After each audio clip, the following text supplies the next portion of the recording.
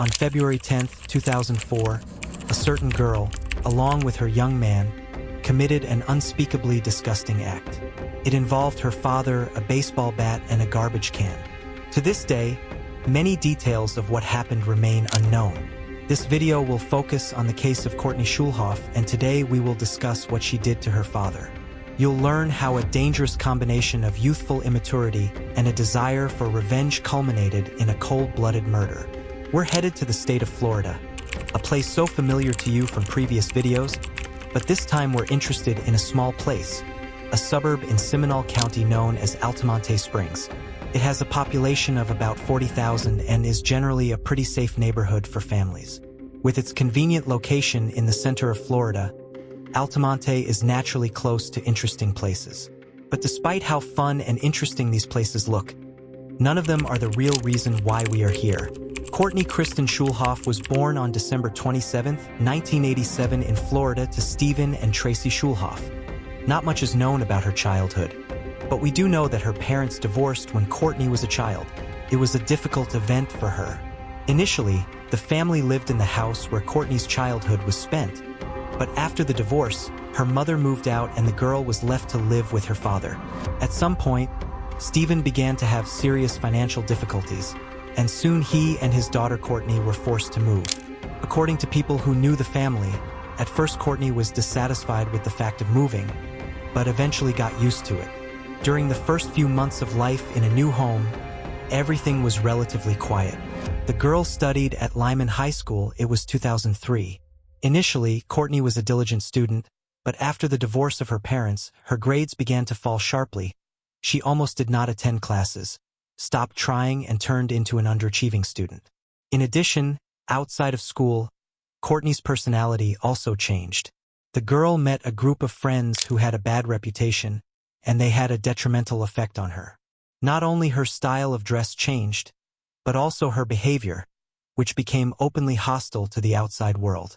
And naturally, since her father was the main authority figure, most often the anger was directed at him. Some pretty intense arguments started between them, which eventually led to Courtney going to live with Tracy's mother for a while.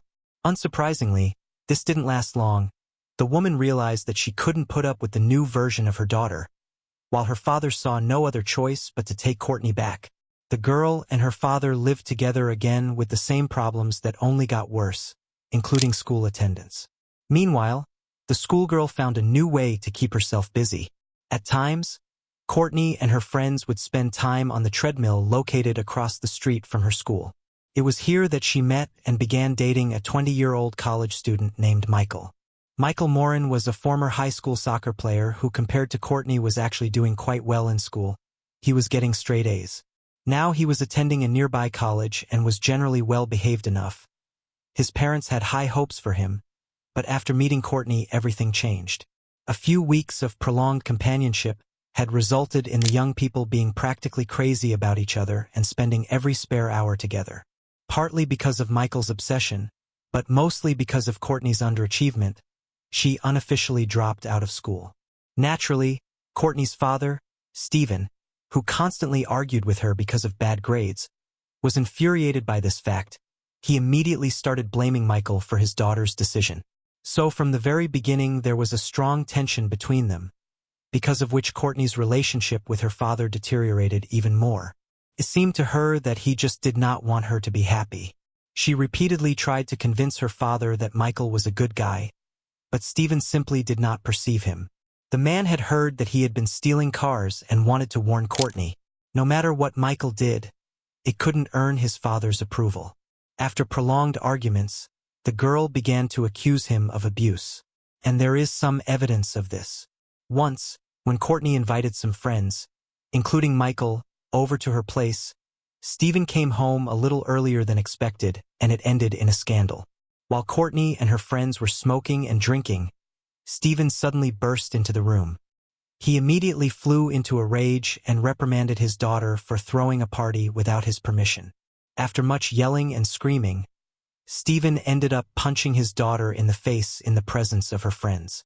Before that, all the accusations of physical abuse were just accusations, but now Courtney actually has proof. However, nothing came out of this situation. but the daughter and the father treated each other horribly. Even though the girl was no longer in school, she refused to get a job and often used her father's credit card without his permission. Courtney would come home with boxes of new clothes and a bunch of things she had bought online. By then, Stephen's financial situation had deteriorated again, but now things were getting much more complicated. For several months, the girl continued to behave inadequately and often secretly invited Michael to her home for the night while her father slept. Soon Stephen forbade his daughter to see his young man. Courtney, of course, refused to listen to her father, and instead of sneaking off to meet Michael, she invited him to her place whenever she wanted. Furthermore, every conversation the girl had with her father boiled down to his horrible words towards the young men. Months passed and the situation continued to spiral out of control, until one day Stephen took an unexpected step. After opening his checkbook and noticing that it was missing several pages, he called the police and reported his daughter Courtney, apparently with the intention of teaching her a lesson. After talking to the police officer and the investigator, Courtney returned home with a much greater fear of her father.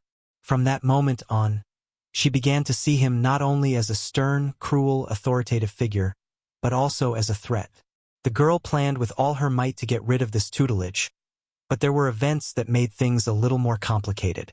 By the end of 2003, Stephen was dating a woman named Elaine. It is not known how and when they met. During the same period, Courtney enrolled in classes with the goal of earning her high school diploma while continuing to date Michael. The lovers were fed up with the girl's father's attempts to limit their connection, and they decided to elope.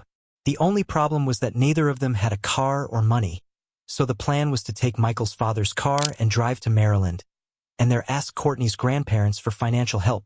But, as they say, the most elaborate plans often go awry. Michael steals his father's car while traveling with Courtney to Maryland, where they decide halfway through to turn the car around and return home. What exactly prompted them to change their mind, no one knows. But the consequences for Michael turned out to be pretty dire. Just as it happened to Courtney and her father, the boyfriend's parents reported their son to the police and he was charged with grand theft auto. He spent a total of 70 days in jail. Upon his release, he was given probation. On top of that, Michael's parents started demanding that he break up with his girlfriend, claiming that she was a bad influence on him. In fact, the relationship was extremely damaging to both of them, but how much worse things could get, few of them realized. Least of all, Courtney's father, Stephen, who was due to die in just a few months. After Michael's release from prison, several things happened that further escalated the situation between him, Courtney, and her father. As I said earlier, Michael's parents, especially his father, tried to get him to break up with Courtney. The guy refused to do so, and his parents made the decision to kick their son out of the house. The now homeless Michael would sneak into Courtney's father's apartment late at night to sleep there. He had done this before, but now it was happening every night. On top of that, the boy had dropped out of college, changed his address to Stephen's house, and listed his home phone number as a contact on his parole forms, all without the man's involvement or permission. Even though Michael had nowhere to live, he didn't try to get a job. So Courtney paid for all expenses and credit cards out of her father. When all the credit money was spent, Stephen planned to talk to his daughter about it, but before that could happen, something absolutely horrible happened to him. On February 10, 2004, Stephen's new lover Elaine repeatedly tried to call him, but he never picked up the phone. The woman thought something was wrong and decided to go to Stephen's home. Between 2 and 4 in the afternoon, Elaine got into her car, and when she pulled up to the house, she immediately witnessed a strange sight. According to her, Michael, Courtney's boyfriend, was walking his dog outside and was wearing one of his t-shirts. The moment they met eyes, she in her car and he on the sidewalk, Elaine saw the boyfriend rush out to make a phone call, so she immediately thought something was wrong here.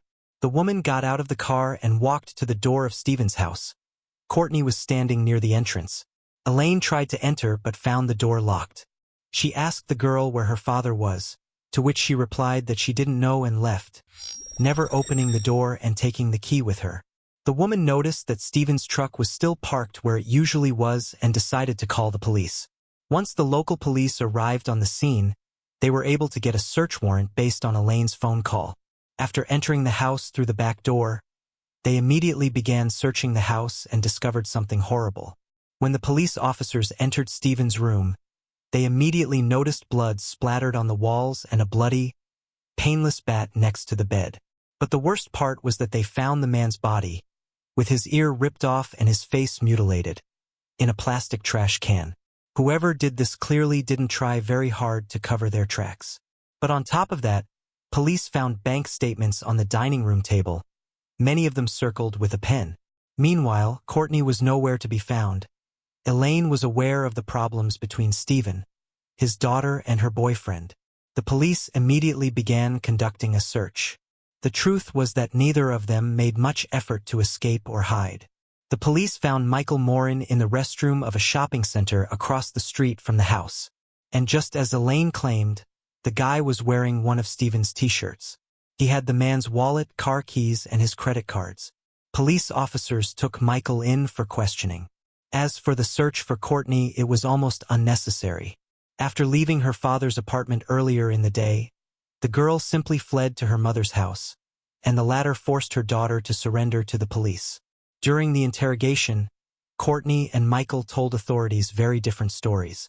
According to Michael, after being kicked out of the house, he lived in Courtney's closet. But one day, when her father came home, the girl woke the boyfriend up. She said her father found out about Michael living with them. And this happened on the evening of February 10th, which is the day Stephen was murdered.